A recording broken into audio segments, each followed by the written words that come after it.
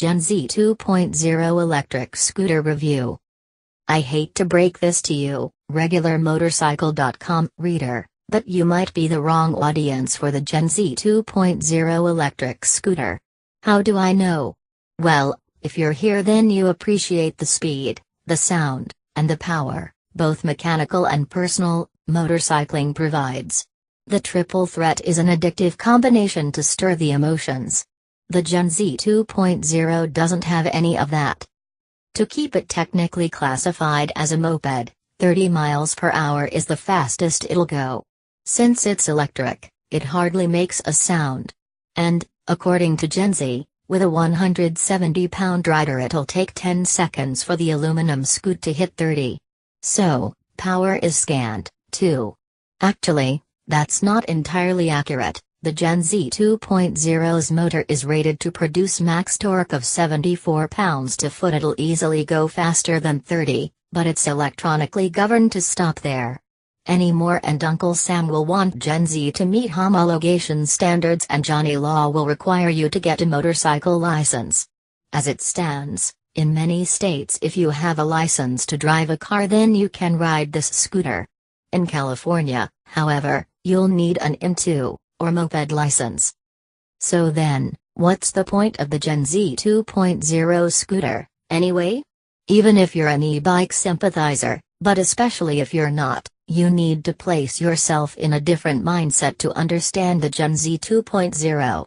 Do so and, like me, you might have an entirely different appreciation for what GenZe is trying to do. Appealing to millennials.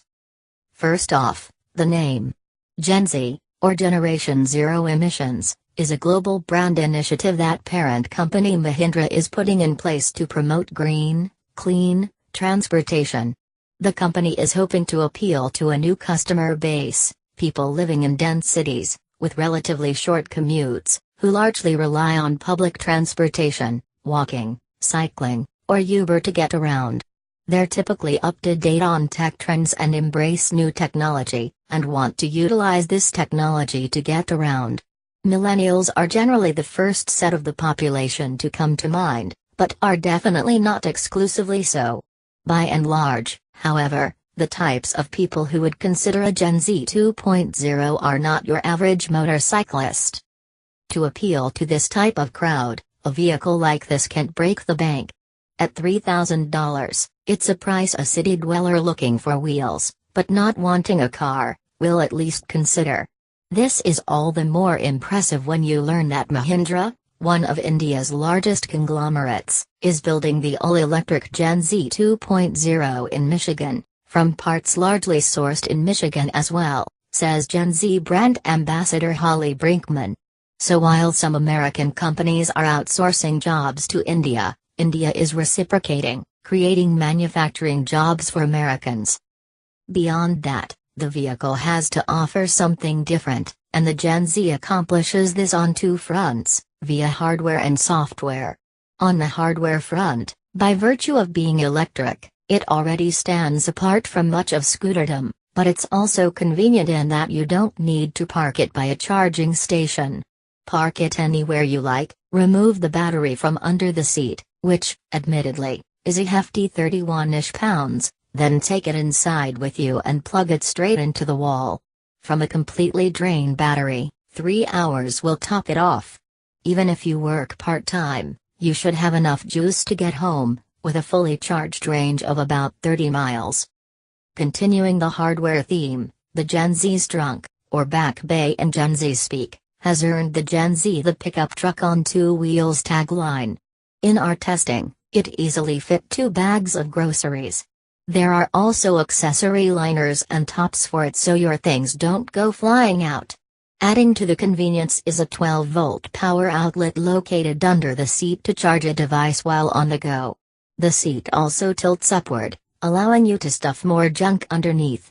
Or, if you prefer to sit virtually upright while riding, the seat design allows you to do that, too. Other hardware items the traditional motorcyclist might appreciate include a 16-inch front wheel for greater stability than some smaller wheeled scooters, 12-inch in the rear, and disc brakes at both ends accompanied by steel braided lines, hugely impressive for its $3,000 price tag. On the software front, the GenZe 7-inch touchscreen display gives you all the information you need and runs on Android software. You don't need a key to start it either. The key is only used to unlock the battery from its compartment so you can take it with you. Simply press the power button, enter a PIN code, put up the side stand, put the kill switch to on, and away you go. Oh, and don't forget to flip the switch to F for forward. The GenZe comes with reverse to help make turning around a little easier, a feature that could help appeal to fleet customers. 4 riding modes are available: Sport, Eco, Easy, and Custom. 3 of those modes should be self-explanatory. Easy mode is especially tailored to brand new riders and limits acceleration to be as unintimidating as electronically possible. It was a hard concept to grasp being a seasoned rider and all, so once I tried it, I kept it in Sport afterward. Even then, pickup is soft initially, but still enough to get the whole shot from the cars behind at a red light, barely. After about 10 miles per hour, acceleration in Sport feels fairly brisk all the way to 30 miles per hour, when the limiter kicks in. Otherwise, the touchscreen control center, as it's called, displays the usual readings for speed, battery life, estimated range remaining, etc. What's cool is the added GenZe app for both Android and iOS smartphones, which, apart from showing the battery life and range remaining, has options to plan a route that avoids highways while factoring remaining charge, to give peace of mind you can make it to your destination, or not. The app also allows users to locate their scoot in case they forgot where they parked it, or worse, in the event it's stolen, can call an emergency contact in case of a crash, and can even program a geofence. A notification will be sent whenever the scoot leaves the boundaries of the geofence, a useful feature for parents or fleet managers. Fun under the speed limit. A domestically made scooter, at a fair price, loaded with tech, but limited to 30 miles per hour. Could it really be any fun? The answer is a resounding yes, assuming it's used within the confines of its intent. For the purposes of this shoot, Evans Brassfield came along to point the camera, and the lovely folks at Hollywood Electrics, an authorized GenZe dealer as well as the largest dealer of Zero motorcycles in the world, provided him with an extra GenZe scoot for the two of us to zip around on.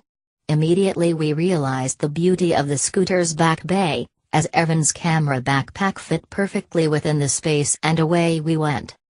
In the confines of the snarled and congested West Los Angeles traffic, our scoots were easily able to slice through gaps between cars, and the speed was never an issue.